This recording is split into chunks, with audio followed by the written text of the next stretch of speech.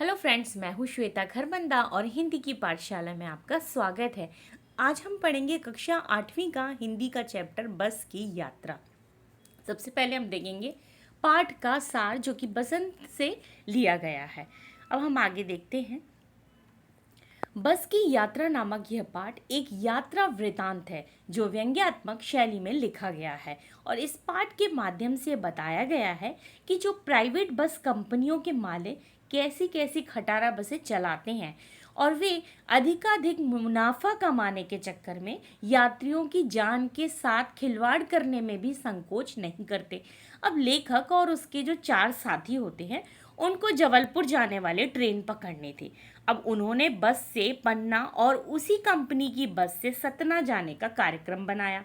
वे सुबह पहुंचना चाहते थे। उनमें से जो 2 थे उनको सुबह काम पर भी पहुंचना था। अब कुछ समझदार लोगों ने इस बस से यात्रा ना करने की सलाह भी दी। लेखक ने देखा कि बस बिल्कुल टूटी फूटी और जर्जर दशा में है। किसी वृद्धा की तरह वह सैकड़ों साल पुरानी हो चुकी थी। अब उसे देखकर यही लगता था कि वह चलेगी भी या नहीं। वास्तव में ये बस तो पूजा के योग्य थी। इस पर सवारी कैसे की जाए। अब उसी बस में कंपनी के हिस्सेदार भी यात्रा कर रहे थे। अब उनका कहना था कि बस एकदम ठीक है और अच्छी तरह चलेगी।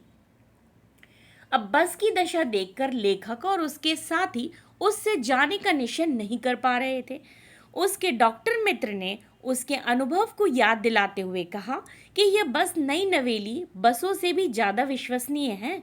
लेखक अपने साथियों के साथ बस में बैठ गया। जो छोड़ने आए थे वे लेखक को इस तरह देख रहे थे मानो लेखक इस दुनिया से जा रहा हो। अब उनकी आंखों में ऐसा भाव था जैसे वे कह रही हो कि जो इस दुनिया में आया है उसे तो जाने का कोई ना कोई बहाना चाहिए ही। बस के चालू होते ही सारी बस हिलने लगी। खिड़कियों के जो बचे खुचे कांच भी जो थे वो गिरने की स्थिति में आ गए। अब लेखक डर रहा था कि वे कांच गिरकर लेखक को ही घायल ना कर दें। लग रहा था कि सारी बस ही इंजन है। बस को चलता हुआ देखकर उसे गांधी जी के जो असहयोग आंदोलन की बात याद आ गई। जिस तरह अंग्रेजों की गलत नीतियों का कोई देशवासी सहयोग नहीं कर सकता था, उसी प्रकार बस के अन्य भाग भी उसका सहयोग नहीं कर रहे थे। अब उसकी हिलती बॉडी देखकर लेखक को लग रहा था कि बॉडी बस को छोड़कर भागी जा रही है। 8-10 मील चलने पर ऐसा लगने लगा कि लेखक टूटी सीटों के बीच कहीं अटका हुआ है। अब चलती बस अचानक रुक गई। अब लेखक को पता चला कि पेट्रोल की टंकी में छेद हो गया है और ड्राइवर ने पेट्रोल बाल्टी में निकाल लिया और अपनी बगल में रखकर नली जो रहती है उससे इंजन में भेजने लगा। अब लेखक सोच रहा था कि अब बस कंपनी के मालिक बस का इंजन अपनी गोद में ना रख लेंगे और नली से पेट्रोल उसी तरह पिलाएंगे जैसे माँ बच्चे को दूध पिलाती है। अब बस की चाल कम हो रही थी। लेखक का बस पर रहा सहा भरोसा भी उठ गया। उसे डर लग रहा था कि कहीं बस का स्टीयरिंग न टूट जाए या उसका ब्रेक न फेल हो जाए। उसे हरे भरे पेड़ दुश्मन लग रहे थे क्योंकि उनसे बस टकरा सकती थी। सड़क के किनारे झील देखने पर वह सोचता इनमें गोता न लगा जाए। इसी बीच बस पुनः रुक गई। ड्राइवर के प्रयासों के बाद भी बस ना चली। अब जो नीचे के हिस्सेदार थे वो बस को फर्स्ट क्लास की बताते हुए इसे संयोग मात्र बता रहे थे। अब कमज़ोर चांदनी में बस ऐसी लग रही थी जैसे कोई बुढ़िया थक कर बैठ गई हो। उसे डर लग रहा था कि इतने लोगों के बैठने से इसका प्राणांत ही ना हो जाए और उन सबको उसकी अंत्येष्टि न करनी पड़ जाए। कंपनी के हिस्सेदार ने बस को खोलकर कुछ ठीक किया। बस तो चल पड़ी पर इसकी रफ्तार अब और भी कम हो गई। बस की हेडलाइट की रोशनी भी कम होती जा रही थी। वो बहुत धीरे धीरे चल रही थी। अन्य गाड़ियों के आते जाते वह किनारे खड़ी हो जाती थी। बस कुछ दूर चलकर पुलिया पर पहुंची थी कि उसका एक टायर फट गया और बस झटके से रुक गई। यदि बस स्पीड में होती तो उछलकर नाले में गिर जाती। लेखक बस कंपनी के हिस्सेदार को श्रद्धा भाव से देख रहा था। वह सोच रहा था कि बस के टायरों की दयनीय हालत जानकर भी हिस्सेदार उस यात्रा किए जा रहे थे और उनके जैसे उत्सर्ग की भावना अत्यंत मुश्किल थी। अपनी जान की परवाह किए बस में सफर किए जा रहे थे। उनके साहस और बलिदान की भावना का सही उपयोग नहीं हो रहा था। उसे तो क्रांतिकारी आंदोलन का नेता होना चाहिए था। बस के नाले में गिरने से यदि यात्रियों की मृत्यु हो जाती तो देवता वाहे पसारे उनका इंतजार करते और कहते कि वह महान आदमी आ रहा है जिसने अपनी जान दे दी पर टायर नहीं बदलवाया। दूसरा टायर लगाने पर बस पुनः चल पड़ी। लेखक एवं उसके मित्र पन्ना या कहीं भी जाने की उम्मीद छोड़ चुके थे। उन्हें लग रहा था कि पूरी जिंदगी इसी बस में बिताकर उस लोग को चले जाना है। अब इस पृथ्वी पर उसकी कोई मंजिल नहीं है। अब वे घर की तरफ आरोप बैठ गए और चिंता छोड़कर हंसी मजाक में शामिल हो गए। अब हम इनके प्रश्न उत्तर देखते हैं। तो पहला कारण बताइए। मैंने उस कंपनी के हिस्सेदार की तरफ पहली बार श्रद्धा भाव से देखा। लेखक के मन में हिस्सेदार साहब के लिए श्रद्धा क्यों जग गई? लेखक के मन में बस कंपनी के हिस्सेदार साहब के लिए श्रद्धा इसलिए जाग गई कि वह टायर की स्थिति से परिचित होने के बावजूद भी बस को चलाने का साहस जुटा रहा था। कंपनी का हिस्सेदार अपनी पुरानी बस की खूब तारीफ कर रहा था। अर्थमोह की वजह से आत्म बलिदान की ऐसी भावना दुर्लभ थी जिसे देखकर लेखक हतप्रभ हो गया और उसके प्रति उनके मन में कंपनी के हिस्सेदार के लिए श्रद्धा भाव उमड़ता है। लेखक को तो उनके साहस और बलिदान की भावना को देखकर ऐसा लग रहा था कि उन्हें किसी क्रांतिकारी आंदोलन का नेता होना चाहिए था।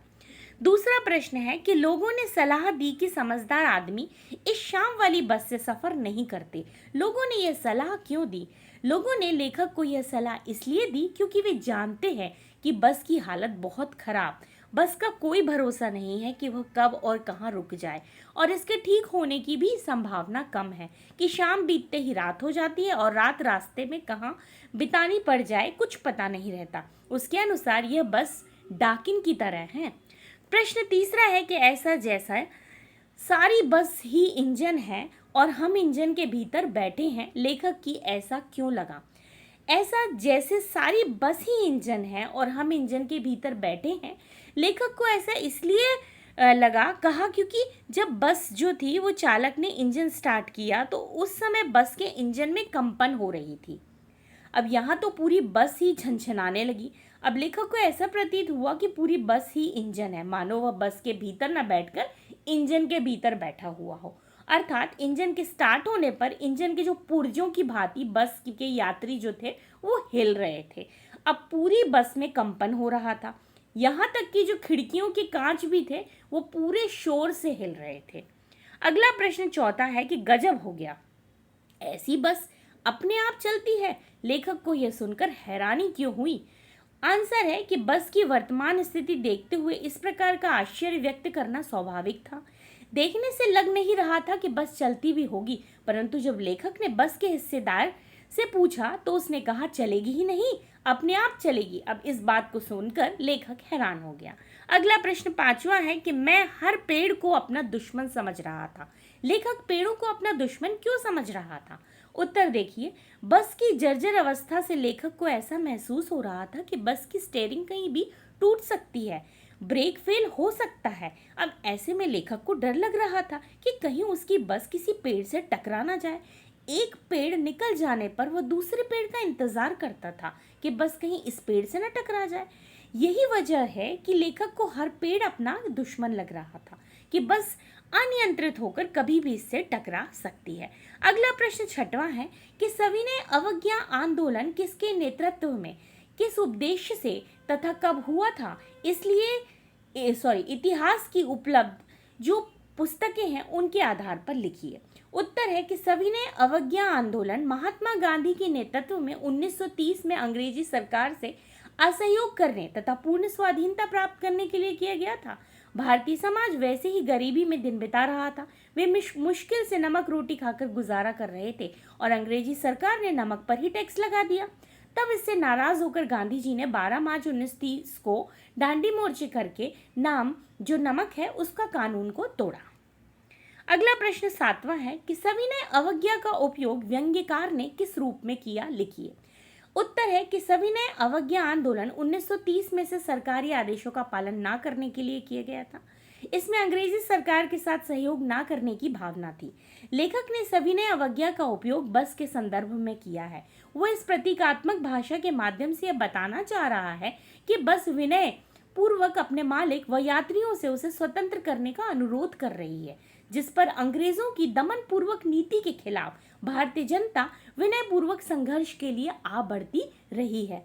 अब उसी तरह ये खटारा बस भी जर्जर होने के बावजूद चलती जा रही थी। तो ये था हमारा बस की यात्रा। जिन्होंने भी चैनल को सब्सक्राइब नहीं किया है, प्लीज़ चैनल को सब्सक्राइब करें। कहानी कैसी लगी ज़रूर कमेंट्स करें, शेयर करें। धन्यवाद।